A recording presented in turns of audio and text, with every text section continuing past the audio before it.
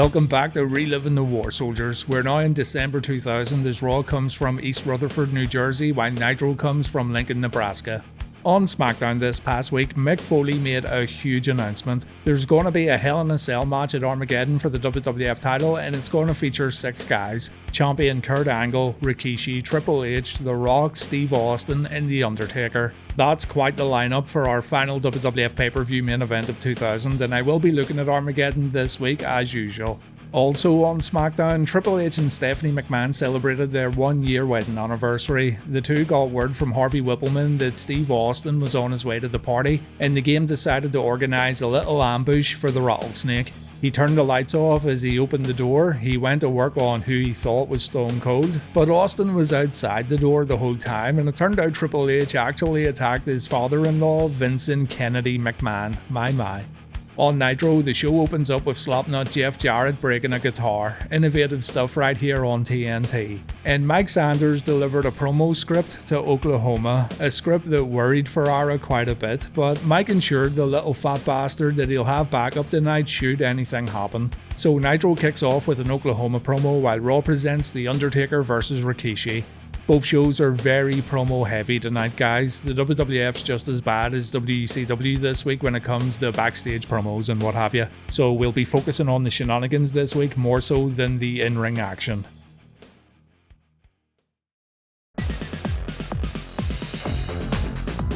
Oklahoma comes to the ring and fans clearly don't care for this guy at all. We get some sports team heat as he holds up a bowl and he says this is the closest Nebraska will ever get to seeing a bowl this season. And Oklahoma says he's here tonight to talk about that jacked up box of rocks, Sid Vicious. Yeah, box of rocks. Oklahoma says the statement he's about to make comes right from Mike Sanders, and the statement is simple. If Sid steps out of line, he'll be arrested. The cops will come for him, the army's gonna come for him, and Sid, being the smart guy he is, makes his way down to the ring while totally ignoring this warning. Before we continue on, I should mention that Sid cut a promo on Thunder where he talked about his reasons for disappearing and his reasons for coming back. He didn't leave because he wanted to play softball, he left because he didn't like the direction WCW was going in. Yeah, you and the entire universe, big man. Sid was upset that Bischoff and Russo stripped him of his world championship during the WCW reboot. He handed his belt over and he then decided he wasn't going to hang around because he's got too much pride. Sid sat back and watched Booker T carry the company. He then watched Scott Steiner destroy Booker, Sting, and even Stevie Ray last week. CEO Ric Flair asked the big man if he wanted to come back and get a shot at Big Poppa Pump at Starrcade, and Sid said, "By golly, yes I do." We're completely ignoring the fact that Sid actually joined the New Blood on that one episode of Nitro, but let's not mention that right now.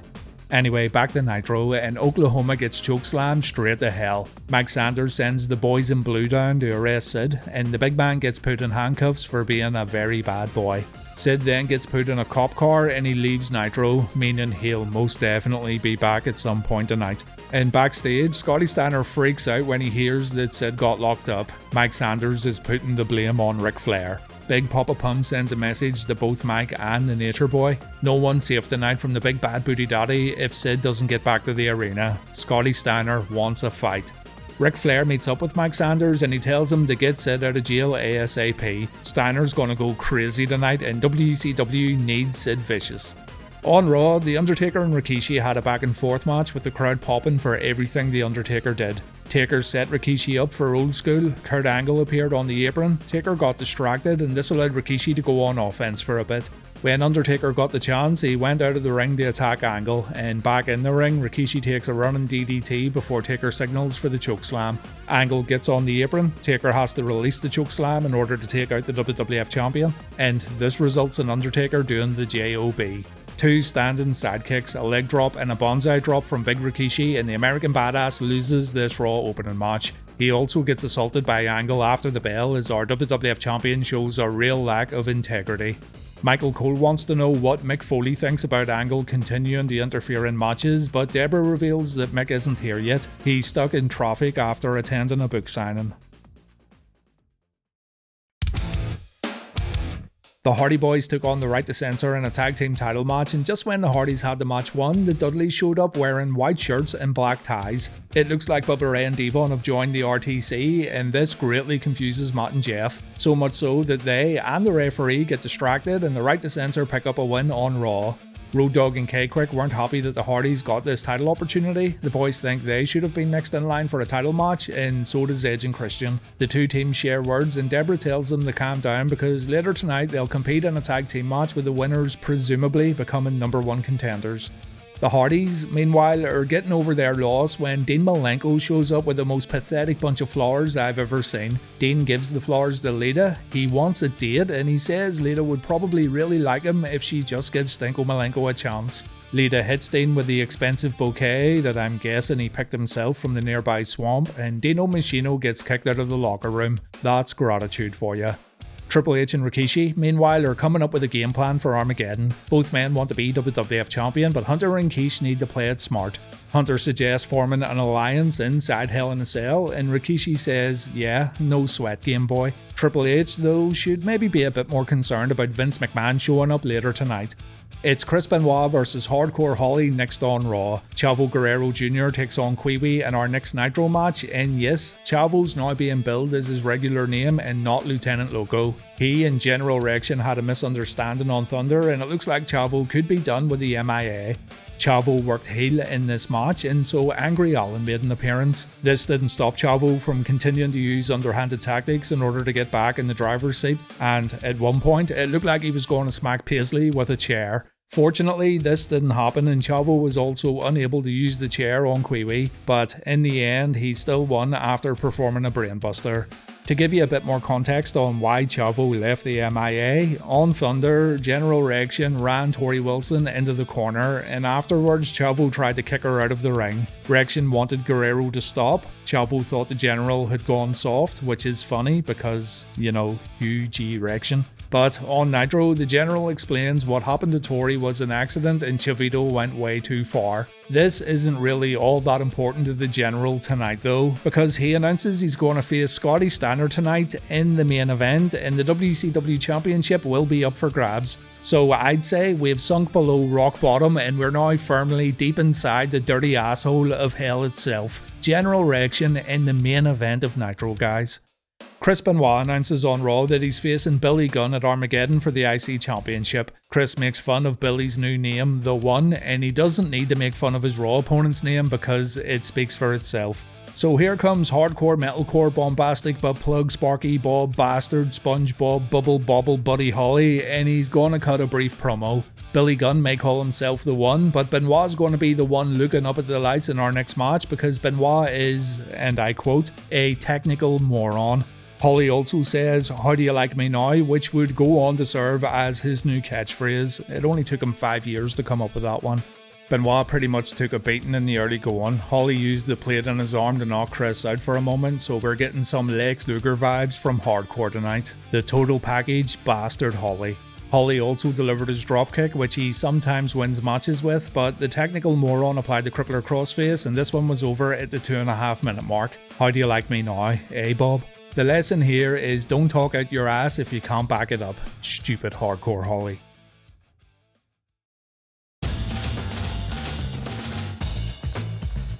Deborah's outside waiting for Mick Foley to show up, but instead she gets Mr. McMahon. The chairman is here at Raw tonight and God only knows what he's going to say or do. Mick Foley arrives soon after and Deborah lets him know what's been going on, and we then cut to Triple H's locker room where McMahon interrupts the game in Big Quiche. He tells Rikishi to beat it so he can have a quiet word with his son-in-law, and Triple H tries to explain that what happened on SmackDown was an accident. Vince McMahon should know how easy it is for Steve Austin to get under someone's skin, and Hunter also reveals that he tried to call Vince to explain himself, but McMahon won't answer the phone and he won't open his front door. Vince wonders if Triple H remembers what happened at last year's Armageddon because McMahon remembers it all too well. And when the chairman leaves the dressing room, Hunter says, "Don't worry, I'll make it up to you." Next on Raw, The Rock cuts one of his most memorable promos of all time while Nitro presents Elix Skipper vs Crowbar for the Hardcore title. A match that's not memorable by any stretch of the imagination, but hey, two good performers right here. The problem is, the focus wasn't put on the match at all, and instead it was put on the guest commentators Lance Storm and Ernest Miller. Miller said he didn't want to fight and he was just here to enjoy the match, but of course both he and Lance would get involved and their interference affected the match outcome. Highlights of the bout included Skipper using a car bumper as a weapon, which, yeah, it's a change from kendo sticks I guess. Major Bops whiffing a big old slap, and we also got a brief scuffle between the Major and Daphne, which wasn't really a highlight but worth mentioning anyway. Miller got tired of Mark Madden trying to rile him up, so he went to attack him. Lance Storm then went after Miller. Hacksaw Jim Duggan ended up accidentally hitting Lance with his 2x4, and while Miller was getting some revenge and while Skipper was distracted in the ring, Crowbar pulled off the Mindbender on top of the car bumper, which allowed him to win the match via pinfall. Over on Raw, you should really check this promo out in its entirety, but I'm sure most of you have seen it already. Basically, Rock imitates all of his opponents in the upcoming Hell in a Cell match while also calling Hell in a Cell Rage in the Cage and Penis and Uranus. He makes fun of Kurt Angle for drinking milk, eating cookies and taking Viagra. He then imitates Rikishi. I did it for The Rock. Rock mentions he's beaten The Undertaker before and he'll do it again, making Undertaker rise from the dead once again to say rest in peace. And then The Rock imitates Triple H. He's gotta beat the game in the middle of the ring, and he has a $2 slut for a wife. Oh my. Finally, Rock puts on a Stone Cold baseball cap and he imitates one of his greatest ever opponents. The crowd pop huge for this as Stone Cold Rocky Maivia cuts a promo. I gotta get in my pickup truck, drink some Steve Weisers, listen to some Backstreet Boys. Rock says he's going to do all he can to win the WWF title this week at Armageddon, if you smell what the Rock's cooking. Again, go check this one out for yourself, it's a good one. Dean Malenko, meanwhile, is not giving up on sliding his wee Stenko Malenko into Lita. He proposes a match tonight on Raw. If Lita wins, she'll become light heavyweight champion. If Dean wins, then Lita has to go on a date with Dean on Thursday night. Lita takes a chocolate from Dean's box of delicious treats, she agrees to the match, and she wastes Dean's money by smacking the box in his face. It's okay though, because Dean might get a different box smacked in his face on Thursday night. Stacy Keibler's at Nitro. She said she came back because she's worried about Dave, but she doesn't want Dave to ask her who the daddy is. For someone so hell-bent on finding out this information over the past lot of weeks, he sure does seem fine to comply with Stacy's request. Daddy Rick shows up, he calls his son a dickhead, and he tells these two to get lost because Big Poppa Pump's on a rampage tonight. I'm yet to see Scott Steiner since Nitro's open, so the threat doesn't seem too severe if you ask me. Lex Luger cuts a promo next on Nitro while Raw presents Edge and Christian vs Road Dogg and K-Kwik, a team I'm gonna call Doggy Style Quickie from now on. Edge and Christian show off their rap skills. Even though we're in Jersey, a state with skanky hoes, E&C still break it down with a 5-second pose. Absolute genius right here. The match had K-Kwik being the one who needed to make the hot tag, which is odd for any tag match that features Road Dogg. I also think K-Kwik's explosive offense works a lot better after a hot tag, similar to how Billy Gunn was always better being the guy who fired up after Road Dogg took a beating, but it doesn't matter anyway. K-Kwik and Road Dogg pull off a double team move, but the newcomer took way too long getting out of the ring. This allowed Edge to hit Road Dogg with an Edge-o-matic, and the team of Edge and Christian win this tag team match.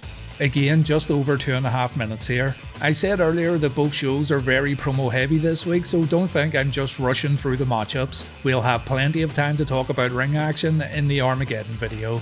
Lex Luger, who hasn't changed his clothes in a week, comes to the ring and he says Goldberg's on borrowed time. He's going to lose at Starrcade and that means Bill's career will be over. Goldberg isn't here right now, he's on his way to the building because that man is constantly late for some reason. But someone who is here right now is Dwayne Bruce, better known as the Sarge at the WCW power plant and the man responsible for training Goldberg. I'd like to take this moment to thank the Sarge for making Goldberg one of the safest wrestlers of all time. Lex wants to read some of Goldberg's spellbinding book. It's a little passage all about the Sarge, as a matter of fact, and in the book, Billy Boy called Dwayne Bruce a stern, overbearing, short little son of a bitch. The Sarge put his trainees through hell, but Goldberg wouldn't be where he is if it wasn't for Sarge. He has a great work ethic, he's a great family man, Goldberg would do anything for this little twerp, and yep, these were some nice words from Billy Boy right here. Lex says it's kinda funny though. Sarge works 15 hours a day with a bunch of sweaty dudes. He lives in a tin shack with his family. But Goldberg? Well, Bill enjoys his big fancy cars and his big house. If Lex was Goldberg, he'd have Sarge beside him at all times and he'd be making Sarge a lot of money, but Bill's selfish and Bill left Dwayne Bruce with nothing. The Sarge made the monster, Goldberg gave him nothing in return. So Goldberg's a selfish loser, I guess, and Lex Luger is a kind and caring man. I really don't see the point in this promo, I really don't. Tonight, Goldberg faces Norman Smiley, but finally Scotty Steiner appears and he attacks Norman for absolutely no reason. So I guess that match isn't going to happen now.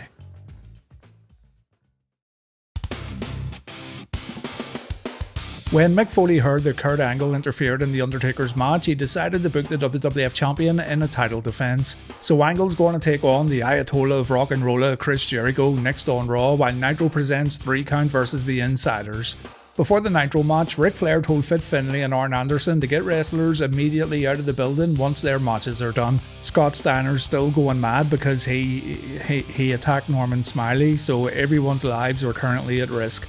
It's also announced right here that a triple threat ladder match is going to take place at Starrcade. 3 Count versus the Young Dragons versus Noble and Courageous. I'm very, very excited to see this one after the match these guys put on at Mayhem. WCW have to confuse things though by making it a number 1 contendership match for the Cruiserweight belt. A singles championship of course. But 3 Count say before their match on Nitro that they will steal the show at Starrcade because they're the creative and innovative kings of pop.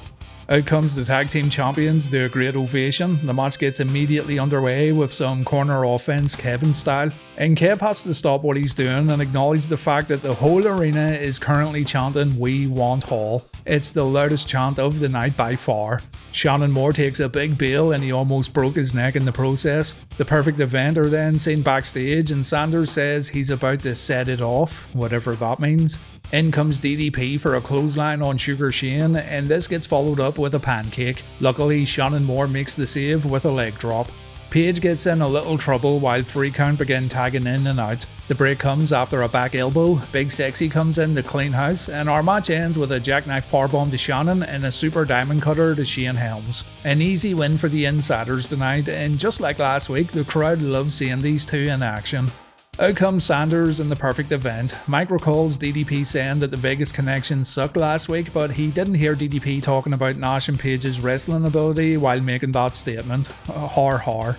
Mike then calls out CEO Ric Flair, and the Nature Boy makes it clear that he's way too busy to be getting into Mike's petty little rivalries. Mike wants to show a replay from Mayhem. It's Kevin Nash and Chuck Palumbo tagging in during their match at the pay-per-view, but Nash pinned Stasiak to win the tag team belts. The legal man pinned the illegal man, and therefore DDP and Nash should not be the tag team champions.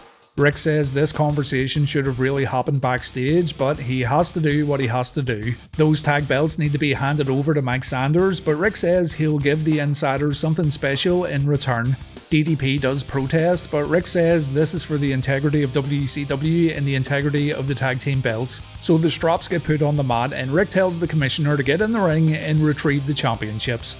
On top of this, the Perfect Event will have to face the Insiders one more time at Starrcade if Mike's going to go down there and take those belts. So Mike gingerly approaches the ring and he manages to take the belts away without getting hurt.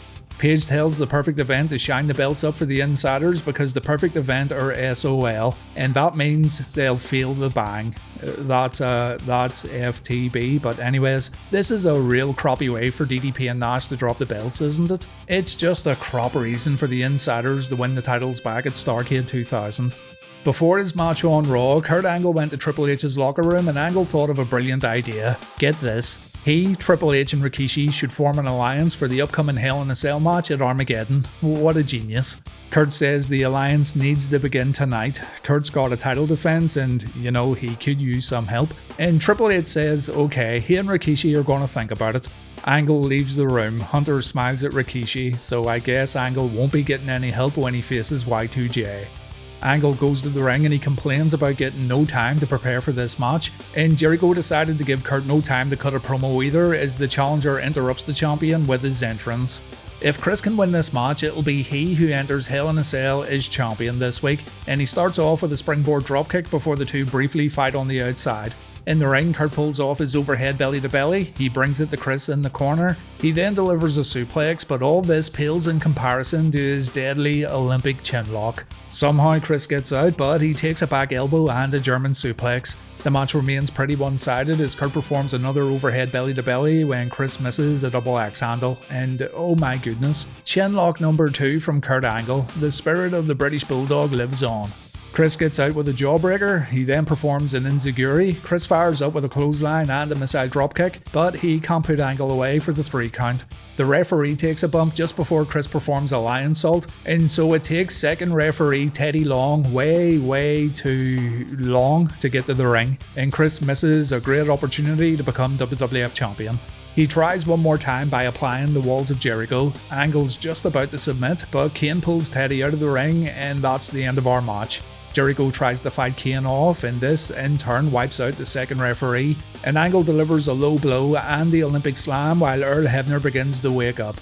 Kurt wins via pinfall, and it seems like the Kane vs Chris Jericho feud's going to continue into Armageddon this week. Jericho gets chokeslammed by the Big Red Machine after the bout, but Kurt Angle is still not happy with this outcome. He goes to the back to ask Hunter and Rikishi why they didn't help him, and Rikishi says the boys were just getting ready to come out and help, but Kane was already out there giving Kurt some assistance. Hunter says Stephanie was right, Kurt really doesn't need anyone overseeing him at ringside, but in regards to that alliance at Armageddon, Triple H says it's not a bad idea and Kurt should take a seat.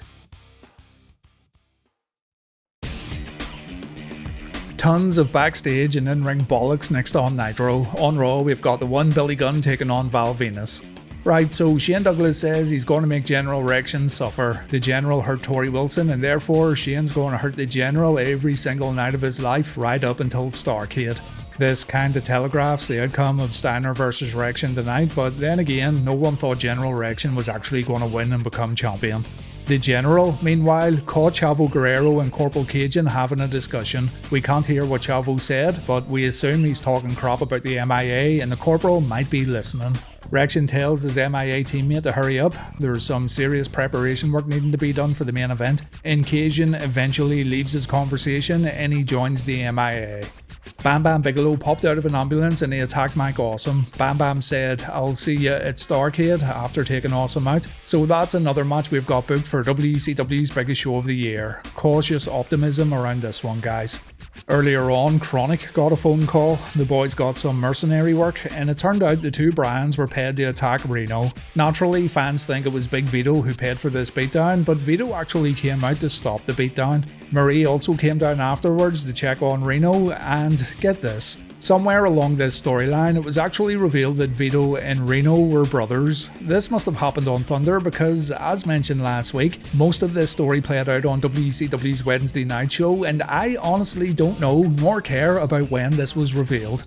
This fucking video played again too, and look, I probably overreacted last week. Glacier's coming back to WCW, there's nothing I can do about it, and the way I see it, Glacier was pretty good in the ring and he brought something new to the table. So, instead of getting all pissy about our frosty friend coming back, I'm going to hold judgment until he gets in the ring and he has a match. Once he's inside the ropes and doing his thing, I'm sure I'll completely change my tune and Glacier will prove me wrong. So welcome back, Glacier. I can't wait to see you perform next week, you bastard.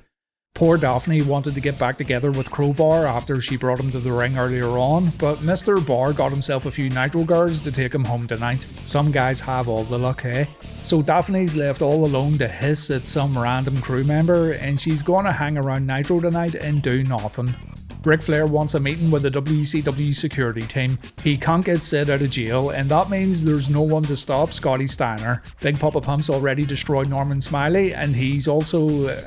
he destroyed Norman Smiley. So this is a code red for Doug Dillinger's band of useless bumblefucks, and every inch of this arena needs to be secured.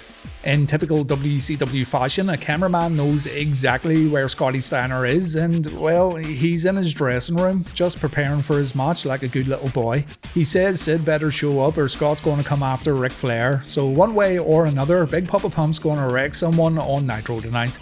Over on Raw, seeing as Chris Benoit said he's getting an IC title match against Billy Gunn at Armageddon, the outcome of this match was also kinda telegraphed. I know the WWF can surprise us sometimes and book title changes before pay-per-views, but that kind of thing only really happens with the WWF Championship. So it was no surprise that Billy retained his gold here in what was a pretty standard and mediocre match between these two. Billy had the match won after a clothesline, a power slam and a famouser, but Ivory put Val's foot on the bottom rope and Chyna wasn't going to stand for that at all. So she gets in the ring, the referee tries to get her out, Venis whacks Billy with Ivory's championship belt and Chyna decides to attack Venis. The referee throws the match out as Ivory tries to avenge her fallen right to censor teammate, but she pulls this face right here when Chyna doesn't back down. This is the face I'm going to make when Glacier makes his in-ring return next week. The spirit of the British Bulldog returns to Raw for the second time tonight as the ninth wonder of the world delivers a running power slam to Ivory, but it's the right to censor who get the last laugh. Val Venis clotheslines Chyna over the announce table and he gives Billy Gunn a beating inside the ring too, so this will potentially set up some sort of match involving Chyna and the right to censor at Armageddon. It does feel like the WWF are just throwing this pay-per-view together in the space of a week. Dean Malenko defends his light heavyweight championship against Lita next on Raw. On Nitro, we've got Bill Goldberg versus M.I. Smooth. So Dean's trying to get himself a date this week by beating up his potential date tonight on Raw. Makes perfect sense. Lita shows she can hang with Stinko Malenko in the early going. She performs a head scissor takedown. She performs a hammerlock, though Dean smacks Lita in the jaw with a back elbow and he lays the boots in when the two go to the corner. The commentators say Dean and Lita will probably have their date in the emergency room, and Lawler jokes about Dean trying to grope Lita during this match. Bad form from Jerry Lawler, but expect no less. Lita's dive to the outside looked a bit rough, but she manages to stop a back suplex in the ring and she pulls off her moonsault. This move usually results in Lita winning her matches, but Dean kicks out at 2.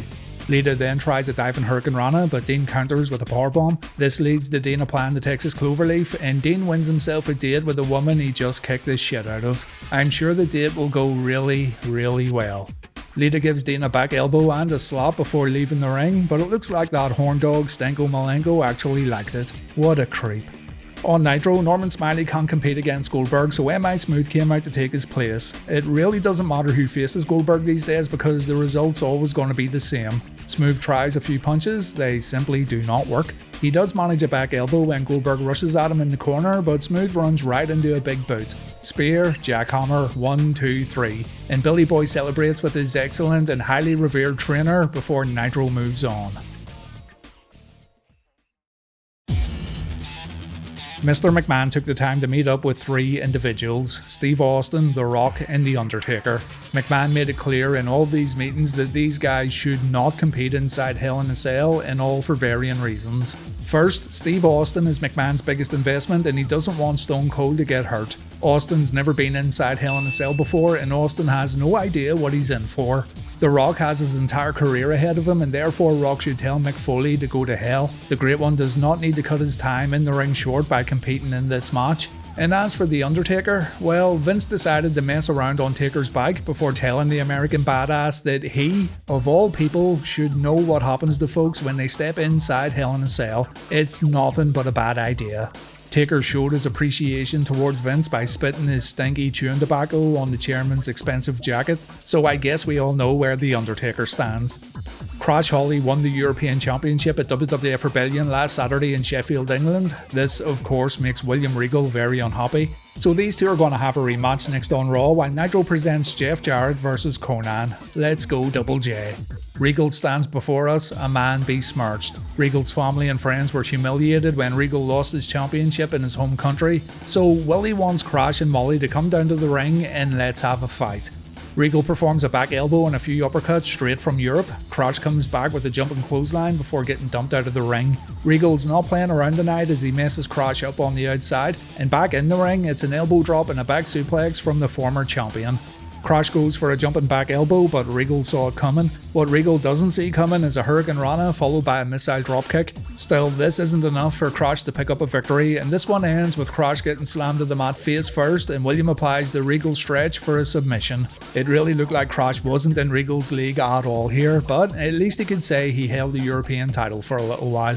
Molly wasn't happy that William wouldn't let go of the Regal stretch, so she tried to attack his lordship. This didn't work out and Molly also found herself in the Regal stretch, so Hardcore Holly ran down and Regal decided he'd had enough. He gets out of the ring, he grabs his European title, and balance has been restored, ladies and gents. William Regal is the champion of Europe once again. Mick Foley saw what happened, so he books Hardcore Holly versus William Regal at Armageddon. An absolute travesty, seeing as Regal had to fight off 3 people, but whatever. Foley also books Chris Jericho versus Kane, and I've already spoken about how much I don't care about that particular rivalry anymore. And just as Mick's about to hype up the 6-man Hell in a Cell match, Vince McMahon shows up and he says the Armageddon main event might not even happen this week after the chairman spoke with a few of the participants. McMahon says he's going to deliver a State of WWF address right now on Raw, and we'll look at that State of address in just a moment. Earlier on, Konnan challenged the, quote, Hillbilly Harris brothers and Jeff Jarrett to a filthy animal street fight at Starrcade, but tonight K-Dogg's going to face Double J one-on-one. Remember, this all came about because the filthy animals were acting like little kids last week and throwing trash at Jarrett. So once again, I'm hoping Double J comes out on top here. There's no place in our society for dickheads. Jeff says the Harris brothers are not hillbillies, they're actually bozos who like free sandwiches. Jarrett accepts the street fight challenge at Starrcade, but it's a long time between now and the pay-per-view, and Jeff has a lot of guitars to break. And, you know, for once I'd just like to see Jeff play one of those guitars. Matter of fact, I'd like to see if he can actually tune a guitar. The animals come to the ring with Konnan. Jeff demands that they get sent to the back, but these little shits just can't help themselves. Ray trips Jarrett up before leaving the ring. This gives Konnan an unfair advantage, and within no time at all, Jarrett's taking the X Factor and Jeff has to take a timeout. It's not time wasting when you're cheering for someone, guys. On the outside, Konnan takes a guardrail bump and a chair shot. Jeff's chair shots are just so devastating. Konnan somehow shakes it off in the ring and he performs a DDT, but he misses his rolling clothesline and instead a double clothesline puts Konnan and Jeff down to the mat. It looks like Jeff's hurt himself and he rolls out of the ring holding his knee, but it was all a setup. A very, very smart setup, may I add, that allows the Hillbilly brothers to hit the ring and take Konnan out with an H-bomb. The animals come out to attack Ronald and Donald, but it doesn't matter. Double J delivers the stroke and Jeff wins via pinfall. Justice is served, ladies and gents, and not a single guitar was broken. Oh my god, Nitro's main event features Scott Steiner in general erection, while Raw presents Mr. McMahon's State of WWF address. Let's get the Nitro match out of the way. Big Poppa Pump tells Ric Flair that he's running out of wrestlers. Scott's injuring everyone, and if Flair doesn't produce Sid by the end of this match, Big Poppa Pump's going to come after the Nature Boy. The General thinks he's all tough going toe-to-toe with Scott Steiner, and we get a series of exciting shoulder blocks from the challenger. He also performs a diving clothesline that forces Scotty out of the ring, and remember, it's not time wasting if you're cheering for the wrestler. The match resumes with Scott in even more trouble, so a flying freak puts an end to the General's onslaught, and Rection takes a low blow right to the Rection. Steiner line, elbow drop, corner punches, and a belly to belly from Big Poppa Pump. Rection's going to kick out of 2, and Scott's going to take it out on the referee. Swear to God, it's like clockwork at this point. Scott performs a backbreaker, he takes the time to show his peaks, and the beating continues for quite some time until Rection counters a double underhook suplex. On the outside, Medeja helps Scotty out again, but back in the ring, the champ takes a power slam and a German suplex. This gets followed with the no laughing matter moonsault, and again, Medeja proves to be invaluable to the WCW champion. She distracts the referee, Scott manages to kick out of 2, and our match ends with an exploder suplex followed with a Steiner recliner. Honestly, it wasn't an awful main event, but the predictability of it all is what kills it. If you weren't following WCW and you watched this match, you'd probably think it was perfectly fine, maybe even decent. Scotty says Ric Flair's time is now up. Sid is not showing up to the arena, so Big Poppa Pump's coming after the CEO. While Scott heads to the back, Shane Douglas appears and he attacks General Rection. These two end up fighting through the crowd, and backstage, Scott decides to go after Arn Anderson. Double A gets attacked before Scott brings the Enforcer down to the ring. Inside the ropes, Scott beats Arn up with his big lead pipe and Anderson finds himself in a Steiner recliner. So Ric Flair has no choice but to go down there and help his friend out. Finlay stops Rick from walking down the ramp, so Goldberg makes a beeline for the ring. However, Lex Luger intercepts Billy Boy by clocking him on the head, and Lex then uses a chair to take Bill out, along with Goldberg's best buddy, Dwayne Bruce. Security rushes down as Sid also makes an appearance. The security guys grab Sid, Steiner and Lex, so there's no physicality at all here just before Nitro fades to black. The audience is very loud here and they want to see Sid and Steiner go at it, but they'll just have to wait until the pay-per-view to see that particular showdown. Again, it's either going to be an absolute train wreck or it's going to be absolutely glorious, no in between. Right then, on Raw, McMahon wants to address a few things, and he starts with his wife's decision to hire Mick Foley as WWF Commissioner. McMahon forgives Linda for her poor judgment, but he can't forgive Mick Foley for his lack of judgment. McMahon's been watching the WWF closely, and Mick's been sacrificing WWF superstars for his own entertainment. The upcoming Hell in a Cell match is a perfect example of Mick's sick and twisted mindset, seeing as he's taken 6 of the absolute best superstars in the company and making them compete in the WWF's most brutal match type. So the commissioner comes down to defend himself, and Vince endears himself to Mick by calling him Fat Ass Foley. And lovely. Mick reminds McMahon about the sick and twisted things the chairman's done over his career. He kidnapped his own daughter, he knocked out his own son, he booked himself in WWF title matches, he booked a Pat Patterson vs Gerald Briscoe evening gown match, and while McMahon also creeps on women that work at Stamford headquarters, Foley failed to mention this little tidbit. Foley says he booked Hell in a Cell this week because his own cell matches turned out to be huge milestones. The first one he had made his career, and the last one he had ended it. Mick is still WWF Commissioner, and the Hell in a Cell match will take place where careers could be made or careers could be ended. Mick says he got a good laugh out of Hunter attacking McMahon on SmackDown. McMahon says he doesn't blame Triple H, he doesn't blame that son of a bitch Steve Austin, he actually blames Foley.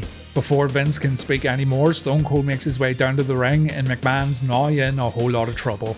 Austin knows McMahon's concerned about his well-being. He said as much while trying to get Stone Cold to walk away from the cell match, but McMahon should really be worried about his own well-being because he's going to take a Stone Cold stunner, and that means, I guess, that Austin will compete inside Hell in a Cell this week. Austin heads back up the ramp, he's greeted by The Rock. The two look at each other before Rock continues his journey down to the ring, and Rock doesn't say a word. Instead, he delivers a rock bottom to Mr. McMahon, so Rock's also competing in Hell in a Cell, and the genetic jackhammer probably should have stayed at home this week. Rock heads back up the ramp, The Undertaker makes his way down, we get another stare down before Taker gets in the ring, and yeah, the chairman takes his last ride. Can it get any worse for Mr. McMahon? Mick says there's really only one thing left to do. Foley pulls out Mr. Socko. We think McMahon's going to take the mandible claw, but instead Mick tells his boss to kiss his fat ass and have a nice day. Before Raw goes off the air, we see Rikishi, Triple H and Kurt Angle attacking The Undertaker backstage. As the camera begins to pan out, we can see that the heel group's also taken out The Rock and Stone Cold Steve Austin, so Triple H and company have the advantage heading into Armageddon this week. It's going to be absolute chaos at the pay-per-view, ladies and gents. A great way for the WWF to wrap up their pay-per-view calendar in the year 2000.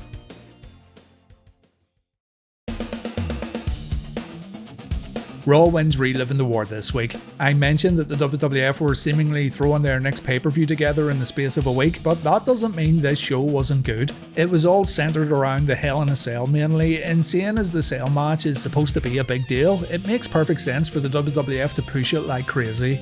Nitro wasn't terrible this week. The show has been improving since Russo's been sitting at home. I just wish Scott Steiner was featured more because he really didn't come across like this big threat Ric Flair was making him out to be. 157 points to Raw, 82 for Nitro, and we've got 25 ties on the board. In the TV ratings, Raw scored yet another 5.0, that's 4 in a row for those keeping track. Nitro got a 2.4. Armageddon is upon us, and we'll be stepping inside Hell in a Cell for a big 6-man WWF title match. We'll also see Chris Jericho vs Kane one more time, Billy Gunn defending his IC Championship against Chris Benoit, Chyna and Val Venis square off in a singles match, and William Regal defends his European title when he faces Hardcore Holly. Yeah, it does sound like a one-match pay-per-view given the way the undercard's been quickly put together, but we'll hold judgment until we see the whole event.